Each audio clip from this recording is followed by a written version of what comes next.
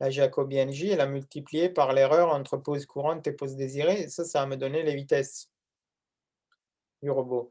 Donc la première question, c'est d'effectuer ce calcul. La deuxième question, c'était de montrer que la commande qu'on obtient, si on la remplace dans le modèle cinématique direct, fait converger les trois erreurs et 0. Et la troisième question, c'était de donner une interprétation graphique de la commande obtenue en 1.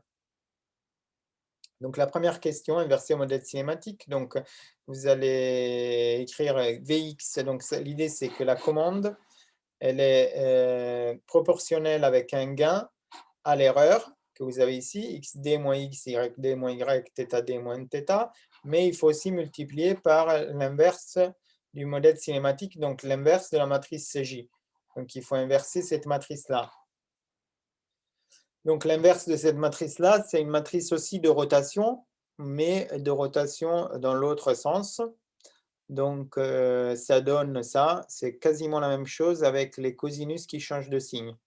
D'accord? Vous pouvez vérifier que le produit des deux, c'est bien la matrice identité. Si vous faites sin fois sin, ça fait sin carré. Cos fois cos, ça fait cos carré. 0 fois 0, ça fait 0. Donc, la première ligne fois la première colonne, ça fait 1. Première ligne fois deuxième colonne, moins sin cos plus sin cos, ça fait 0. Après, vous aurez 0, 0, 1, 0, 0, 0, 1. Donc, vous obtenez bien la matrice identité. La deuxième question, c'est montrer que la commande qu'on vient d'obtenir fait converger les trois erreurs à 0. Donc, la proposition que je vous fais, c'est d'utiliser cette loi de commande obtenue en inversant le modèle cinématique et en le multipliant par l'erreur. Okay, on va essayer de la remplacer dans le modèle cinématique. Donc, je vais prendre ça et je vais le mettre à la place de Vx, Vy, oméga. D'accord? Donc, quand je multiplie, ben, le Kp, je peux le sortir parce que c'est un scalaire. Et quand je multiplie les matrices, comme une matrice, c'est l'inverse de l'autre, cette matrice-là, c'est l'inverse de celle-là. Quand je les multiplie, ça va donner la matrice identité. Okay, donc, la seule chose qui va survivre, c'est Kp et les termes de l'erreur. D'accord? Donc, j'obtiens le résultat suivant. X point égale à Kp fois xd moins x. Y point égale Kp fois yd moins y. Et θ point égale Kp fois θd moins θ. OK? Donc, ça veut dire que j'ai réussi à faire un découplage. Parce que tout à l'heure, si vous regardez ici, x point, il dépendait de Vx, mais aussi de Vy. Enfin, tout était intermêlé. Et là, on a réussi à découpler les trois directions, les trois degrés de liberté du robot. D'accord? Et en plus, ça, c'est une équation différentielle. Les trois sont des équations différentielles qu'on connaît très bien. C'est des équations différentielles de premier ordre et qui ont la solution suivante ici, avec l'exponentielle. D'accord? Si vous pouvez vérifier que si vous dérivez x ici, donc là, vous allez obtenir moins Kp fois, fois x plus Kp fois xd. Et la même chose pour y et θ. Ça, cette expression de x, y et θ est la solution de ça. Donc, ça veut dire que si j'applique cette loi de commande, x, y et θ vont évoluer de cette façon-là. D'accord? Mais qu'est-ce qu'on remarque? Que cette loi-là, donc temps t égale à 0, donc l'exponentielle de 0, ça fait 1. Donc j'aurai x0 moins xd plus xd, donc x fonction du temps égale à x0.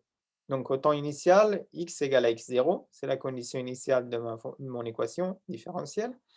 Et quand le temps il est égal à l'infini, donc au bout d'un certain temps, l'exponentielle de la moyenne à l'infini, ça fait 0, donc tout ça, ça disparaît. Et x, donc la limite de x à l'infini, c'est x désiré. Et bien sûr, j'ai fait le calcul uniquement pour x, mais je pense que je n'aurai pas de mal à vous convaincre que y et θ vont se comporter de la même façon, étant donné que les trois équations sont identiques. Donc, si je le représente, ça veut dire que x, y et θ, ici, ces trois courbes, elles vont, au bout d'un certain temps, converger à 0. Donc ça veut dire que le robot, si je le contrôle avec ces 3 vitesses, il va, converger naturellement à la position 0, 0, 0. OK? Donc l'avantage, c'est qu'on utilise une loi de commande ici, unique, pour résoudre le problème. Alors que, dans la première approche un peu plus naïve, on avait fait une séquence comme un automate. Vous vous souvenez? Monsieur? On dit: «On tourne» et après on fait la translation. Et là, on fait tout, d'emblée avec une seule loi de commande. Monsieur? Oui, Juste avant VX, c'était pas, justement YD moins KP YD moins Y? Moins KP? Je comprends pas, en fait. Là, pardon, c'est VX, si on enlève, oui, la mais c'était une matrice, autre l'autre méthode. Tu veux dire, celle-là, heu, ça? ouais, là, je comprends pas parce que là, c'est VX c'est également Oui, KP oui. YD moins Y. Tout à fait. Mais oui, oui, très bonne remarque. Mais là, c'était la première approche. D'accord, Donc ça, c'est une façon de faire, si tu veux, ouais. qui qui va fonctionner parce que, le robot, on va bien pouvoir le régler en 0, 0, mais qui est moins propre parce qu'il va falloir décider quand s'arrêter de pivoter et ça va prendre plus longtemps. OK? Donc c'est une manière de faire la même chose. Donc le robot, il va pivoter et après il va translater. Alors qu'avec cette loi de commande que j'ai donnée ici, il va faire tout en même temps. Il va bouger X, il va bouger les vitesses, latérales, en avant et oméga, les 3 en même temps pour aller, à l'origine. OK? J'ai C'est parce que 2 méthodes. j'ai du mal à comprendre pourquoi VX, c'est par rapport à XD moins X aussi. C'est par rapport à XD moins X et YD moins Y, c'est ça? On va y c'est la transparente d'après. Vx, ça Oui, va ah être d'accord. oui, ça va être fonction des 2. OK, Tout OK, à d'accord. fait. Bah, du coup, OK, j'ai posé la question, à l'avance. Ouais. Non, tout à fait, ça va être fonction des 2. Là, déjà, je montre, que donc cette méthode est bien meilleure que l'autre parce que, d'un seul coup, avec un seul calcul, je peux tout faire et donc la dernière question, c'est de donner une interprétation graphique de cette commande. Donc effectivement, comme tu le dis, si je regarde de plus près mon équation, Vx, il va dépendre de x et de y. Alors là, qu'est-ce que j'ai fait? Attention, encore une fois, je vous rappelle x d, y d, θ d, je peux les enlever parce que, ma tâche, le problème, c'est d'aller en 0, 0, 0, donc les 3, je les enlève. OK. Par contre, effectivement, maintenant, Vx, il dépend de x et de y et Vy aussi dépend de x et de y. OK? Donc la question, c'est donc ça, c'est vraiment la loi de commande en développant, le calcul de la matrice ici. Donc la question, c'était donner une interprétation graphique de ceci. Donc, qu'est-ce qu'on peut dire? Ben, on peut dire que si vous regardez bien x sinus θ, c'est ce trait rouge là, parce que je projette x, OK, suivant l'angle θ. Θ, il est là, donc le sinus, c'est le côté opposé.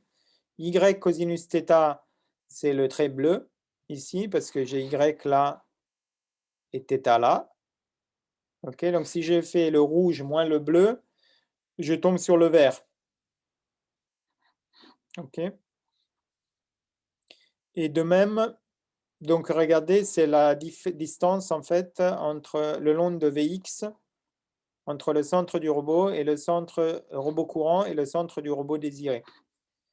Si je fais la même chose sur l'autre axe, y cosinus θ, c'est le rouge ici. Y sinus θ, c'est le bleu là, et je fais la somme, donc ça va donner le vert qui est là. OK? Donc en résumé, pour répondre à la question, donner une interprétation graphique, à la différence de la première méthode, ici vous voyez bien que Vx, ça agit vraiment sur ça va faire bouger le robot comme ça, ouais, vous voyez? Le long de cette direction pour, combler l'écart qui est là. et Vy, ça va combler l'écart qui est là, d'accord? Donc chaque vitesse, elle agit, vraiment sur l'écart sur son axe. Et donc, c'est pour ça aussi que cette commande, elle marche très bien, c'est parce qu'elle va d'un coup faire tout en même temps. Donc le robot, il va monter un peu, il va bouger vers avec les Vx croissantes, il va reculer avec les Vy et il va tourner. Bon, oméga, c'est toujours pareil, oméga, c'est le plus simple, ça va être juste proportionnel de l'angle. Mais je vous invite d'ailleurs à le tester sur Python. Vous avez déjà le simulateur qu'on avait fait en TP. Vous pouvez essayer de voir l'animation du robot, comment il va bouger si vous appliquez cette loi de commande à un robot omnidirectionnel. OK. En Python, on avait vu l'unicycle. Et on avait vu aussi que pour l'unicycle, ce n'est pas du tout évident. Regardons un peu le même problème, cette fois-ci pour l'unicycle. Donc, je vous rappelle, l'unicycle, c'est un robot qui ne peut pas bouger sur le côté. Donc, il n'a que deux variables de commande, la vitesse en avant et la vitesse de rotation, oméga, vitesse angulaire, vitesse linéaire. Donc, pareil, on se dit on veut amener cet unicycle en 0, 0, 0. Donc, à l'origine avec le cap qui regarde vers la droite. Vous allez proposer une commande séquentielle, comme tout à l'heure. Et c'est ce que vous avez fait en TP d'ailleurs. Et après, vous allez essayer d'inverser le modèle cinématique, comme on l'a fait tout à l'heure, pour obtenir une commande de vitesse proportionnelle à l'erreur entre pause courante et désirée. OK? Pour rappel, voici le modèle cinématique de l'unicycle. Vous en aurez besoin pour inverser J. Okay? Attention parce que J, elle est plus carrée. Donc l'inverse, déjà, on ne pourra pas faire une inverse. On sera obligé de faire une pseudo-inverse. Vous essayer de la faire. Et vous verrez que ce n'est pas évident. OK, je vous laisse 5 minutes. Je sais que c'est court, hein, mais au moins vous pouvez, ça vous donne le temps d'une réflexion rapide sur le problème. La commande séquentielle, vous l'aviez fait